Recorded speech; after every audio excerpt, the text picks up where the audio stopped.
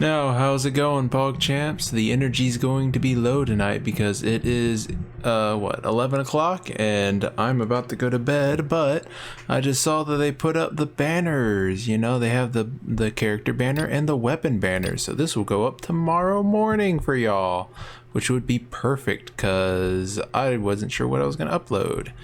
Anywho, let's get right into it. So, for the character banner for Tartaglia, you have Chongyun and ningguang and Yanfei right here. And overall, first impressions, thoughts about this banner is it's kind of weird because there's nothing that actually supports Tartaglia here in this comp. They don't have really, all of these are basically, except for Chongyun, but Chongyun doesn't work for Tartaglia. All these other characters are basically DPS characters on the child banner. So it's like you're gonna get all these characters that you're gonna have to build. If you're new to the game, you're gonna get all these characters, but they don't even go well with Tartaglia, which is your 5-star, and you're going to be wanting to run your 5-star. So you're gonna have like 3 DPS on your team trying out all these new characters, and it's just gonna be very weird and kind of wonky feeling. So we got Tartaglia, our 5-star of the day. I actually own him with a rust bow, which is one of his best in-slot weapons for a purple. And you're gonna want to run him with a Heart of Death of 4-piece, of course, so you can get that bonus hydro damage and all that jazz. We're not even gonna look at his constellations because 99% of y'all are not whales, so it'll be pointless. Anyway, let's go into this. We have our basic attacks, which are just normal, but the special thing, I've already made a video about this, but so this will just be quick.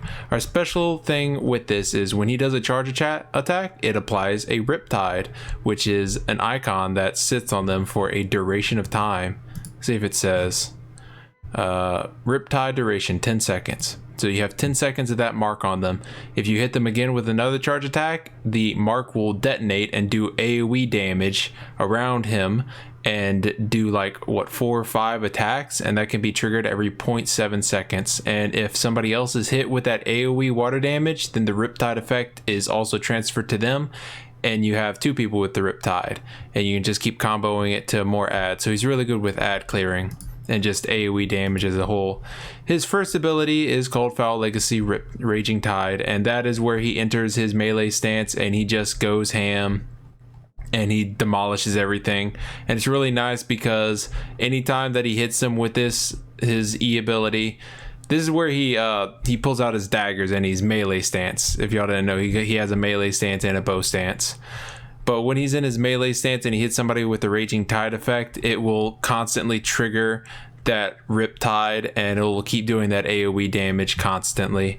And then you got his ultimate, which switches if he is in his bow stance, it shoots in front of him and does an AoE, giving a bunch of people the Riptide effect. If he is in his melee stance, then it will do a giant AoE damage around him that will trigger the Riptide effect on anybody near him, and it'll also do an astounding 789% scaling for the ability damage. And then you got that Riptide blast damage bonus with 204%. So he hits pretty dang hard.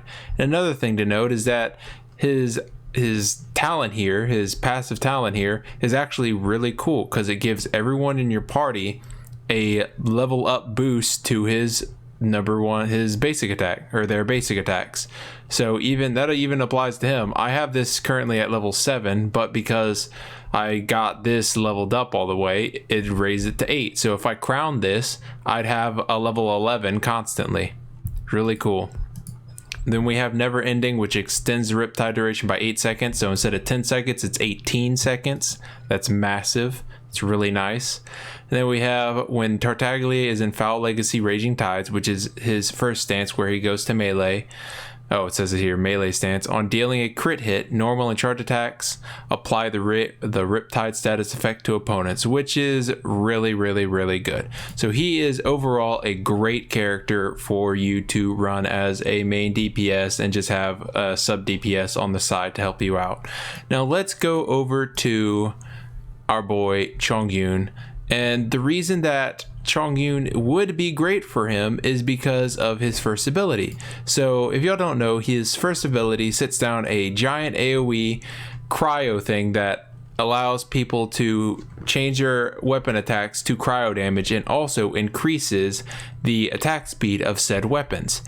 The downside to that is that it doesn't work with bow characters. So if you read down here, it says, after a short delay, the cold air created by the cryo explosion will coalesce into a Chongha frost field, within which all swords, claymore, and polearm wielding characters' weapons will be infused with cryo. And that also goes with the attack speed bonus that they get while they're inside of it. Let's see if it says here. Yeah, sword, claymore, and polearm characters within the field created by Spirit Blade will have a normal attack speed increased by 8%. So he's a bow character. Even if he switches to his melee stance, he's still considered a bow character. So all that was listed that his only support ability is worthless. And that's our only support character on that banner, which is kind of the downside for it. And I guess we can go over the characters real quick. So his ultimate, it shoots down a giant 3 swords on the nearest opponent and just does a bunch of damage.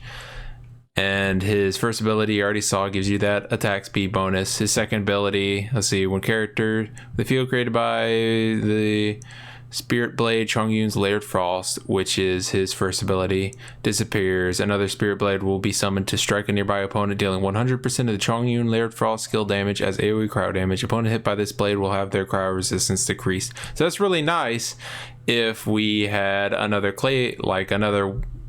claymore, polearm, or sword user, because we'd be having that bonus damage to the cryo and also have their resistance decreased right here, which is really, really nice. But once again, we're using Tartaglia in the comp, so that doesn't go well.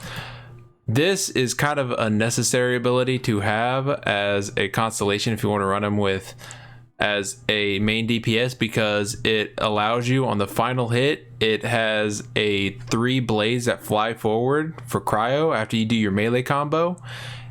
After you do your melee combo, the final hit will throw 3 ice blades forward and they will deal 50% of Chongyun's attack as cryo damage. So you get that, you know, before we were talking about the 10% decrease to cryo resistance, now you're getting a 50% cryo damage right here. So it'll be nice to combo with.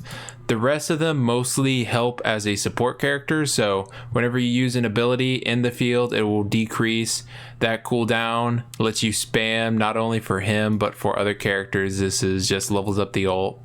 Then you have this one which regens energy for him, so you can spam your ult more, levels up the first ability. And then you have another one that also gives him more damage, which is kind of nice. Alright, so now that we got that out of the way, let's go over to, let's see, Yanfei, because I started building her a little bit. Yanfei is nice, but once again, it's not going to work well with Tartaglia. She is based off of her basic attacks and has a, I'm going to go really quick because I feel like I'm taking up too much time. So you have your basic attacks, you basically spam them, then you get these sigils on you. When you get to 3 sigils from basic attacking, you hold your charge attack and the sigils will disappear, give you bonus charge attack damage, and will also make you lose less stamina whenever you use your charge attack. So it's really nice. You have this that does an AoE blast that gives you your charges, your Scarlet Seals are called.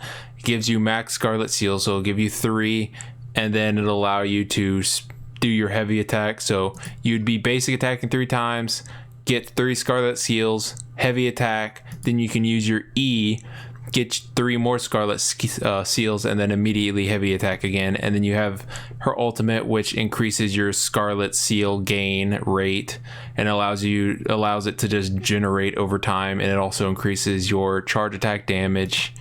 And I think basic attack damage. No, it's just charge attack damage. So it's really nice. We also have the constellations. They mostly just go with a damage. They mostly just increase your damage and help you with that. So you got this one that decreases how much your target attack stamina costs. You have another one that increases damage, blah blah blah. You have this one that's really cool. It gives you a shield. So the way that you play Yanfei, you want to stand still and just, you know, spam your combo of just basic attacks, heavying, pressing your E ability, basic attack, heavying, pop your ult whenever you get it, you know, just spamming and not moving at all. And this helps with that because it allows you to just stand still and spam better. And this one is just gives you another Scarlet Seal, so it increases your damage and increases the amount that, or it decreases the amount of stamina that you lose whenever you throw your heavy attack, which is really cool. And last but not least, this weird one, Ningguang, the girl that everyone was in love with whenever the game first came out and they got her. People were building this girl for damage, and it was kind of crazy. People loved her, but I'm not a fan. She got a wall that basically is just a wall. It tanks attacks and you can shoot through it, but most of the time you're just going to be dodging because you're going to be surrounded by enemies. There's never really a time that you would place this down and just hide behind it and throw out basic attacks, unless you're cracked out of your mind and you somehow force there to be a time that you do that and make you throw everyone in front of you and then put your wall down. The nice thing is that it does damage on activation whenever you spawn it, which is cool. And you also have her ultimate, which is the funnest part about her. So you're gonna need to have your wall down first, and then you pop your ultimate, and whenever you pop your ultimate with your wall down, it increases the damage that your ultimate does, and it throws out a bunch of like heat seeker missiles at the enemy. And if you have your wall up, then it throws out like 10 more heat seeking missiles. So that's why you want your wall. And her constellations mostly don't help with the damage. This one gives you AoE damage, but it's kind of this is all kind of niche for the constellations in my opinion. This one, when Jade Screen is shattered, its cooldown is reset, so whenever that wall breaks, it'll come back faster. You have the Jade Screen increases nearby characters' elemental resistance. That's not crazy in any sense of the word. This one might be cool. Star Shatter, I'm not 100% sure how this works very well. It says she can have another one. I'm guessing she gets to throw more out whenever she pops her ult. Let's go a little deep dive. When Ningguang is in possession of Star Jades, her charge attack does not consume stamina. Alright. Character that passes through the Jade Screen will increase a 12% geo damage bonus for 10 seconds. That's cool. Oh, I think I remember. When she does a charge attack, it does like more damage, right? Consume a certain amount of stamina to fire off a giant gem that deals geo damage. If Ningguang has a Star Jade, unleash a charge attack will cause Star Jades to be fired at the enemy as well, dealing additional damage. Okay. So what the last constellation is basically the only one that really helps you, because it gains 7 Star Jades when Star Shatter is used, so you get even more damage. So that's the only thing that increases damage. The others are just support stuff that helps you tank and stuff. But I know people love her and people built her for damage and hit some absolutely insane numbers, but that's just not for me. And that's just a quick overview and look at the banner. So just to have a little roundup, Tartaglia good, everyone else on banner when paired with Tartaglia is bad. So it makes you wonder, should you pull? I feel like last banner, if I'm correct, last banner was really good because you had Rosaria and you had Jing Kui on it, which was really nice. But if you really want Tartaglia, then just go for it, honestly. It doesn't matter who your other characters are. It's in your best interest that you should probably not go for it, but me saying anything like that, you're probably going to go for it anyway, so might as well just support that grind, I guess, by me saying that. In a way, I'm rambling. Thank you guys for watching. Please leave a like, comment, subscribe, and Johnny.